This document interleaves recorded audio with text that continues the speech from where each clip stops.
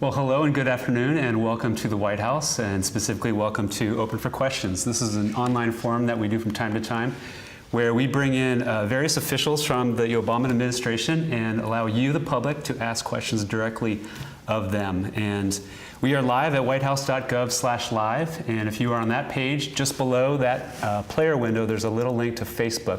That's where our chat is going on, and that's where you can type in a question in real time. I'll be here monitoring the questions and the conversation and be posing them to our guests. My name is Jason Jang. I'm the Director of Video here in the White House New Media Office, and I'm joined by Kiran Ahuja, who is the Executive Director of the White House Initiative on Asian American and Pacific Islander Communities. And to her right is Gary Locke. He is the Secretary of Commerce. So welcome to you both. And Kiran, I'll let you introduce yourself and this initiative a little bit. Hi, everyone. I'm Executive Director of the White House Initiative on Asian Americans and Pacific Islanders, Kiran Ahuja. And I just wanted to wish you a happy Asian American Pacific Islander Heritage Month. And we wanted to take this time to wish you well as everyone celebrates a lot about our culture, our history, our accomplishments, and then also really acknowledging the challenges that our community still faces today. And wanted to take the time to talk to you a little bit about the initiative. And we're so happy to actually, I'm very honored to have Secretary Gary Locke here to share with us his thoughts about the initiative. He's the co-chair of the initiative, and I think that says a lot about his commitment to the Asian American Pacific Islander community. I want to just very quickly, a little bit of Initiative 101 about what we do. The President signed the executive order creating the initiative in October 2009. And really it was about increasing access to and participation in federal programs across the federal government, which was critically important. One thing we noticed was sort of over a number of years, seeing that there really was a lack of knowledge and participation by the community in these programs, whether it had to do with linguistic and cultural barriers or general lack of knowledge, and really also just countering the model minority myth that says that all Asian Americans are doing well, which we know is not true. There's some pretty staggering statistics out there about the high dropout rates in high schools for Southeast Asians, also high poverty rates among Southeast Asians and Pacific Islander communities. 1 in 5 non-elderly Asian Americans are without health insurance. And what's really astounding is those suffering from chronic hepatitis B, 50% are Asian Americans and Pacific Islanders. So we have some really major issues that we're dealing with in the community. And also really the initiative is about connecting our community to all the amazing reforms out there that this administration is working on to make sure that you know about it, that you're getting the resources and information. So I want to go ahead and turn it over to Secretary Locke. I just am so overjoyed that you are part of the initiative, along with Secretary Duncan. And just a few things about Secretary Locke. He's the first Asian American governor on the mainland and the first Chinese American Secretary of Commerce. And more than that, really just a fearless leader and a real asset to the community and just a really warm and generous person. So thanks so much for joining us. Well, thank you very much, Kiran, and really it is a great pleasure to serve as a co-chair of the initiative along with Secretary of Education Arne Duncan. And one thing that I've learned in my years in public service, whether at the state level or especially here at the federal level, is that there is no GPS system for citizens and small business owners to learn or to take advantage of the myriad of services the federal government offers.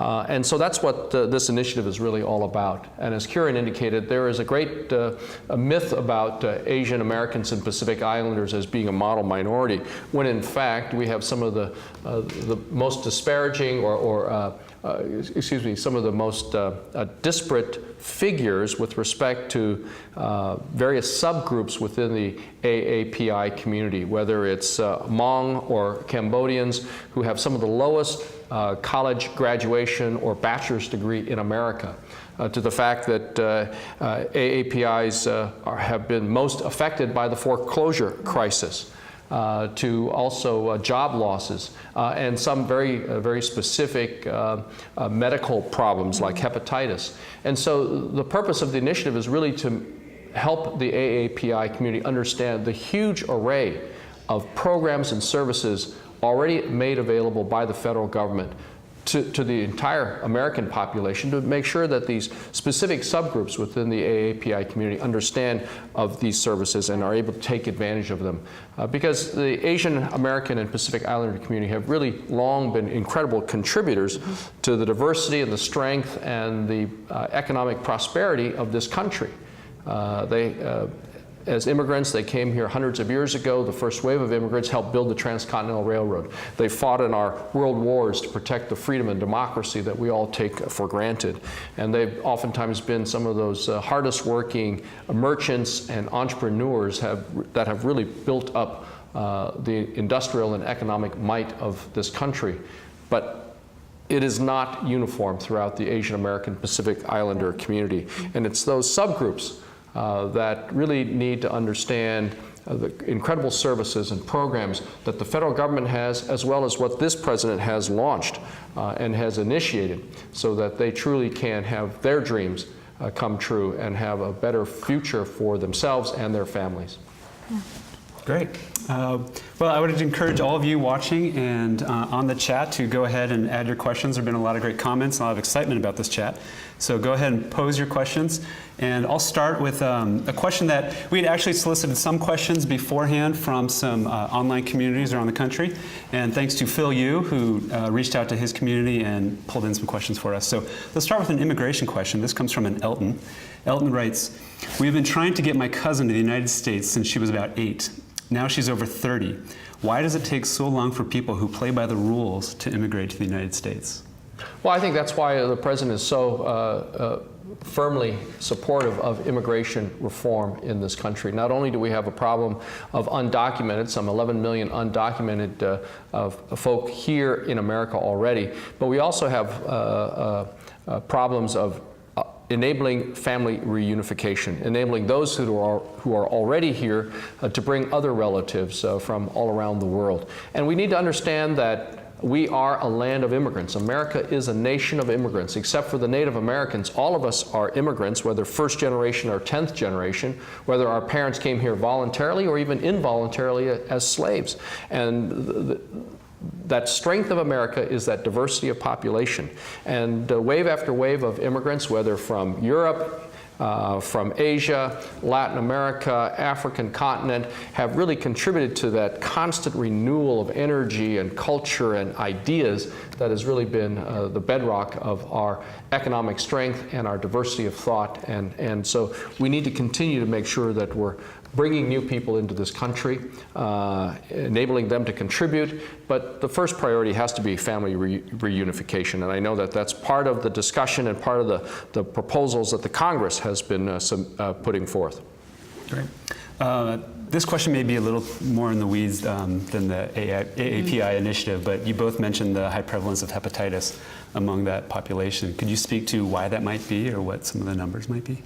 You know, I actually don't know sort of the specifics of sort of getting into the weeds about hepatitis in particular, but whether it's related to being a carrier or being prone to being exposed to hepatitis, it is actually a very prevalent issue and a serious concern. And in fact, there's World Hepatitis Day on May 19th, actually, along with API, HIV, and AIDS Awareness Day on May 19th as well. So we can definitely get back on that specific question. I don't know, Secretary Locke, if you have some information. I know that definitely is in the weeds a little bit, and we definitely have staff working on that issue. And I know there's actually a very much of a concerted advocacy effort to build awareness. I also know that within HHS, I think just recently they've convened a group to really think about, I think an expert panel to think about how to address this issue because it has such a disproportionate impact on the Asian American community. Yeah, I'm not a medical expert, but I was also startled to learn of the high incidence rates of hepatitis among the AAPI community. Yeah. All right, Secretary Locke, this might be a question for you. Where'd it go? Are there any specific initiatives in store for Asian American small businesses? Well, actually, we have a whole host of programs at the Department of Commerce aimed at helping small, medium-sized companies grow and expand, especially in the manufacturing sector, to be more lean and efficient, because if the more competitive they are, the stronger they'll be, and the better able they will be in order to keep hiring people and keeping people employed. And getting people back to work is the President's #1 objective. Although we have all these positive signs of economic recovery, consumer confidence up, factory orders up, the total output of the country up substantially from where it was when the President assumed office, nonetheless we have too many millions of people who are out of work. And as the President said, until every person who wants a job has a job, the recovery is not complete. So we have a whole host of programs aimed at small, medium-sized businesses to help them be much more competitive, especially if they're involved in manufacturing. It's called, for instance, our MEP program, Manufacturing Extension Partnership, where we'll actually go into a business and help them learn how to cut down their waste, use of water, electricity, how to streamline their operations so that they're more profitable. Because if they're more profitable, the longer they're going to be in business, the more people they're going to hire. We also have an initiative under the President's direction to double the exports of U.S.-made goods and services over the next 5 years to support some 2 million new jobs in the process. So we have a whole host of services in the Department of Commerce to help companies sell their stuff all around the world. The more they sell, the more they produce. The more they produce, the more workers they're going to need to make that, to make those goods and services. Again, getting people back to work. Great. Kiran, Tim Johnson asks, have you chosen the commissioners? Yes, I get that question quite a bit, and I know it's been a really long process for folks, and I really appreciate all the patience that everyone has had. And just to tell folks a little bit about it, it's been a really conscientious process from our end, and we made it an open process, really reaching out to a number of different groups. A lot of you people recommended themselves and others, and we received more than 2,000 applications, which was quite a bit to go through. But we took a lot of time picking making sure that we were thinking about diversity among a number of different levels, from geography to ethnic background to sector and expertise. And so we're hoping that we will have the commissioners on board later this summer. They are going through the vetting process now, which we know takes some time. So it was 2,000 applications for how many slots? 20 slots. That's yeah. Quite a narrowing down process. So yes, it took quite some time, and we really wanted to really give everyone sort of spend some time and look at those applications and make sure we're bringing in the right folks. So we're excited about it. So great. Laura asks this question: in what ways is the administration making a targeted effort to include more AAPI folks in positions of influence? And I would tag along with that a lot of questions about, are we going to see an AAPI Supreme Court justice? Wow, you folks who are actually working closer to the White House would know who the President is interviewing. I'm really proud of the incredible number of Asian Americans, Pacific Islanders who are part of this administration. I think it's a record number. Yeah. We now have 3 Asian Americans who are serving on the cabinet. I think that's the most of any administration. Norman Netta was the first Asian American to serve as a cabinet member in U.S. history. Served as Commerce Secretary actually for about 6 months under President Clinton, and then President Bush appointed him to be Transportation Secretary. I think this is the most diverse cabinet in U.S. history, and that's a testament to the values of President Obama. Yeah, and just to say, we definitely see it in the work that we're doing. So even reaching out for our work, we have to connect with so many different agencies and people in the administration, and then many of them are, from the Asian American Pacific Islander community, including Assistant Secretary Tony Babauta, who heads up the Office of Insular Areas in the Department of Interior, and many of them have been very supportive, and I think we've just been overwhelmed with the response and people very interested in supporting the initiative. So I think that's a good sign. Great. Jenna asks, there's a lack of Asian American immigration history. Will that change in America's classrooms? And tied to that have been a lot of questions about just increasing awareness of AAPI cultures. Well, I think there's a general problem with our U.S. Or the textbooks that our American classrooms use in education. I remember studying the history books, and it seemed like all the history books stopped after a certain period of time, and even some of the more recent events in our history are only covered with a paragraph or two or a page or two, and so I think that needs to change, and so that there needs to be community pressure on all the major textbooks the publishers of the United States to really have textbooks that really talk about modern history and really deal with it in a way that in a much more complex and detailed fashion. The second of all, I think that with the power of the internet and technology, there are ways in which groups can really provide extra materials to the classroom teacher to really talk about whether it's the history of the internment of Japanese during World War II, to the struggles of immigrants throughout the last several centuries, to even the contributions and the rich culture and history, let's say, of Native Americans in this country and the specific tribes within a particular state, so that you're not dependent on one nationally published textbook to cover the entire history and culture of all Native American tribes, when the state of Washington alone has some 26 different federally recognized tribes, to the issue of the Native population, Hawaiian population. So I really think that we should take it upon ourselves to supplement what the publishers are not providing in our textbooks. Yeah, and just, on a personal note, just sort of around this idea of like taking responsibility, even though it definitely should be a part of our curriculum and sort of promoting multiculturalism, is that I went to a historically black college, Spelman College, so it was sort of that interest in learning about African American history, and I think if we take that time to really learn about other cultures and communities, it just really makes it for appreciating sort of all the contributions. So not just expect, really hoping that most folks, whether you're Asian American, Pacific Islanders, sort of really enjoying this month and learning a lot about the community. So. Great. Earlier in the week, we solicited some questions on Facebook, and this is another immigration question. There were just a lot of questions about immigration reform, especially in the wake of Arizona's recent legislation. How does that type of legislation affect AAPIs, and where do AAPIs fall into the whole conversation about immigration reform?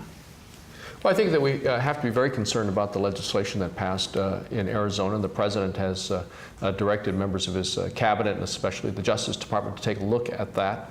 I know that many states and civil rights groups are also re-examining that Arizona legislation. I, as a former prosecutor, have some questions about just how enforceable that it is. What constitutes reasonable suspicion that a person may not be here legally? I mean, is there some specific activity or actions that a person would engage in that is a red flag that a person is here improperly? And I think it suffers from a lot of vagueness that could really undermine its constitutionality. So there are a lot of questions about that. But more importantly, I think that we need to engage on this issue of immigration and immigration reform. And the administration, the President, very much wants immigration reform. There are proposals that have been submitted by the Senate on immigration reform, and I think some of the principles have to focus on securing our borders, and also making sure that we have clear policies on future immigration. And then for those who are here illegally, there needs to be a pathway for citizenship that, first of all, requires those who want that citizenship to pay any and all back taxes and any penalties, to learn English, and to pass criminal background checks and get in line along with everyone else, so that there is no reward for having been here improperly, illegally. You don't get to the front of the line, but you have to stand in line like everyone else and take the various tests in order to obtain citizenship. As a follow-up to the immigration conversation, is there anything that we as a nation can do to help assimilate AAPI immigrants who are legally here in this country? Well, I think that I would probably think about it in a different way. I think that it's similar to the question that we just got about sort of learning about Asian Americans, and sort of a part of the curriculum is that, really just looking at all immigrants who settle here as American, and that it really sort of provides such a rich history and tapestry for this country. And I do think that there is definitely the importance around being able to navigate the system. Obviously, English can be limited English proficiency and not knowing English well can be a barrier, and oftentimes a barrier in our community. I think it's really important. Those are some of the things that we're looking at, actually, is that when around language access, and that building those English skills are helpful. And sometimes we know that sometimes it's very difficult for our community if you're working 2 jobs or you're having to take care of a family and you're just thinking about supporting your family.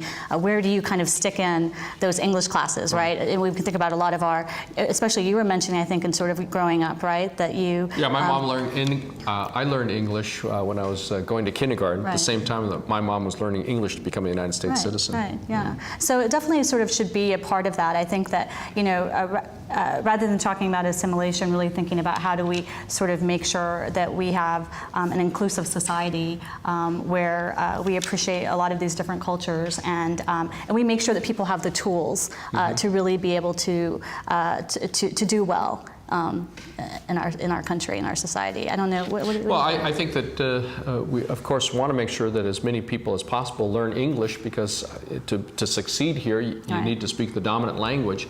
But we also want to make sure that we encourage people to hang on to their native tongues and, in fact, to learn even more languages. Right.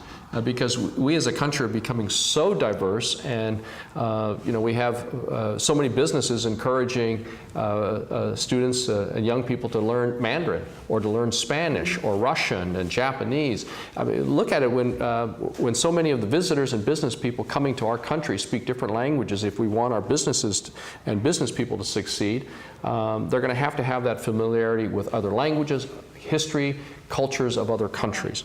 Just as for us to succeed when we go abroad, we need to learn the languages and the customs, whether it's of Russia or Italy or France, the Middle East to Latin America. Great. Rick Duke asks a thoughtful question. While it appears that the initiative is designed for the mainland AAPI communities, how is this effort expected to impact the Pacific insular jurisdictions such as American Samoa, Guam, and the Northern Marianas? Rick, I'm glad you asked that question. It actually is, we are making very much of a concerted effort to reach out to the Pacific Islander community and to Pacific Islanders, whether on the mainland or they prefer on the continent or on the islands, and in a couple of different ways. That was really sort of one of the first things that I was sort of thinking about, how we can sort of ensure that was going to be a priority, because oftentimes Pacific Islanders have sort of been in the shadows when we talk about the broader AAPI community. And so we have made sure that there's a strong representation on our commission, both of those on the mainland and on the islands. And also we've been very fortunate now to have 2 details from Assistant Secretary Babauda's office who will focus, and details I mean folks from the federal government who've been placed in our office from the islands who are going to specifically focus on Pacific Islander issues and really help us sort of think about what our outreach efforts are going to be. We're making a point of meeting with Washington leadership here in the Pacific Islander community, and we have a number of sort of jump-starting our whole efforts in May around roundtable discussions with various agencies, and a big part of that is including the Pacific Islander community and making sure that people understand the issues that are impacting the community. So that's sort of a little bit about what we're doing, and we know that also there's a lot of resources coming into the Pacific Islander community from the Recovery Act. And also from education reform, and so we just want to make sure that, especially not only sort of with the islands, but even the Pacific Islanders on the mainland, that we're really addressing some of those issues. Great. I thought you were going to say something. That's fine. Tajinder just asked this question as a follow-up, perhaps. Do you include Indians and Southeast Asians in this? Yes, very much so. I think it's the whole breadth of the Asian American Pacific Islander community. And I don't know if you came on right in the beginning, but we were talking a lot about really looking at specific subgroups within the Asian American community and how it's so actually really important to break that out around disaggregation of data. I think oftentimes it gets a little skewed about how distinct communities are impacted. Right, different health outcomes among different subgroups within the Asian American Pacific Islander community. There are some subgroups that have high educational attainment, and yet other groups with very, very low, below the national average. Earlier we were talking about the higher incidence of hepatitis among subgroups as well. So a whole host of issues. Great. Joy asked this question: how about supporting AAPI artists and art movements? Will this be part of the initiative? Well, art, we have, if you look at the executive order, and it actually specifically lists arts among other things like the environment and commerce and business and education and labor. So I think that'll be reflected in our commissioners. And also we're working very closely with Calpen, and he heads up arts, among other things, youth and the Asian American Pacific Islander community. So that's a really good question. I have to say, to be quite honest with you, we have been focusing a lot on some of the issues and disparities, but it's a good point and something we'll definitely keep in mind. But it's something that we can, during, for instance, AAPI month, celebrate. We have incredible diversity of people, but also accomplishments, and especially in the artistic field. And that's something that we should celebrate. I can tell you that, for instance, we have an art gallery in the reception room of the Department of Commerce. I thought you were going to tell me you play an instrument. No. But it's featuring artists from the Pacific Northwest, and I think 80% of those artists are Asian Americans, Pacific Islanders. Okay. Mary asks, how will you work with other federal agencies to integrate approaches for AAPI? Is the scope of this initiative interagency? Sure. So the way it's set up is that there's a 20-person commission, which is really our connection to the community, and then there's what we call an interagency working group, and we're tasked to work with more than 23 federal agencies and offices to really coordinate the work that they do. And a part of that, and it's very specific in the executive order, if you want to go on our website at www.aapi.gov to read that executive order, which is riveting, but really it really is important. And but seriously, it's what we ask specifically of the agencies is that they have to come up with a specific agency plan that sets out, identifying the programs that impact the API community, determining whether they really are reaching the community, what are the resources need to be allocated, if they're good ones, can we replicate them?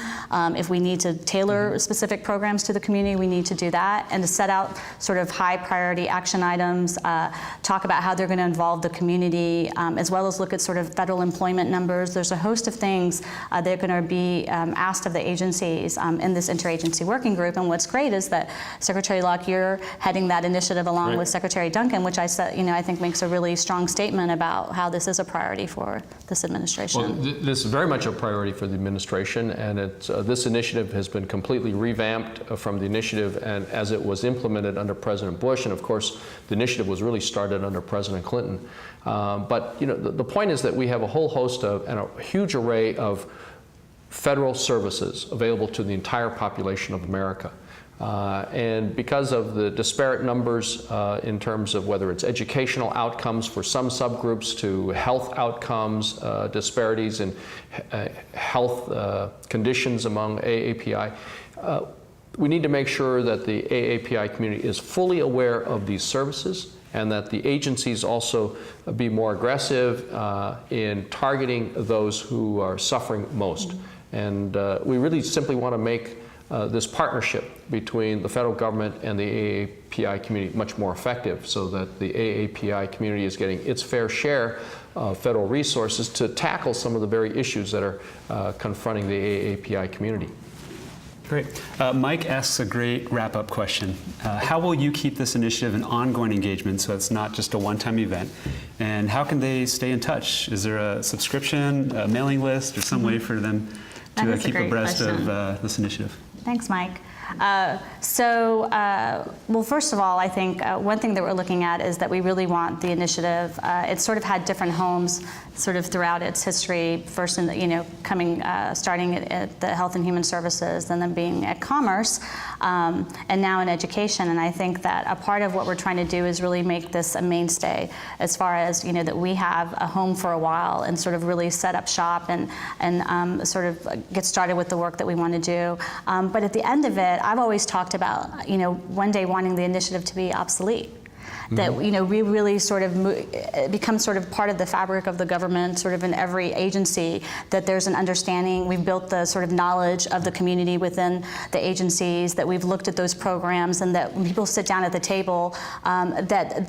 doesn't always have to be a prompting of, what about the Asian American Pacific Islander community, or they don't quite understand because of the model minority myth issue.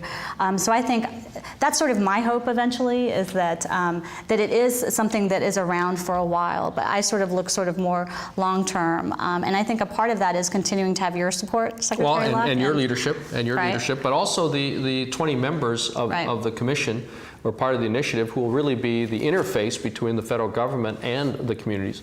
And these 20 members need to impress upon all of us and the federal government of the needs, concerns, the priorities of the Asian American Pacific Islander community. And hopefully, not only over time will the federal agencies be always cognizant of the presence, the issues, the problems of the Asian American Pacific Islander community, but also the AAPI community understands and knows of the resources available within the federal government and even their local governments, so there is not that need for this special relationship. And I think just to continue to encourage that, it really is about this partnership with government, and so for the community to continue reaching out to us, and a part of doing that is, I mentioned our website, which is at www.aapi.gov, and then also you can email us directly at whitehouseaapi@ed.gov. That's whitehouseaapi@ed.gov. We're going to be having conference calls, webinars, and also we are going to be launching our National Community Engagement Tour. Oh, so good. hope you'll join us for part of that. But and so that'll be another way to for us to be out in the community and hearing from folks. So yeah, we're looking forward to it. Really exciting. Really exciting. I know, definitely. Yeah, so. Well, thanks for all your questions, and the conversation was great online. I hope you enjoyed this time. Secretary Locke, Kiran Ahuja, thank you for your time. If you tuned in late, this video will be posted at whitehouse.gov/video probably in 3 hours or so. So that's all we've got for you. Thanks for watching.